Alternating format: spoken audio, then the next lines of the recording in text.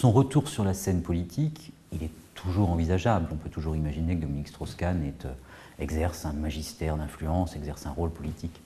En revanche, le fait qu'il recueille, qu'il obtienne, qu'il prétende à des postes politiques importants, ça paraît aujourd'hui plus compliqué. Au pire de ce qu'il a traversé, Dominique Strauss-Kahn avait une popularité de 27%.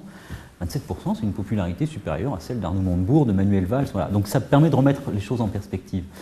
Ça s'explique, je crois, par le fait que, y compris dans les moments les plus difficiles qu'il a vécus, a prévalu auprès d'une majorité de sympathisants de gauche l'idée d'une théorie du complot. Je crois que ce qui demeure, c'est l'image de compétence de Dominique Strauss-Kahn. En revanche, sa réputation personnelle est très entamée.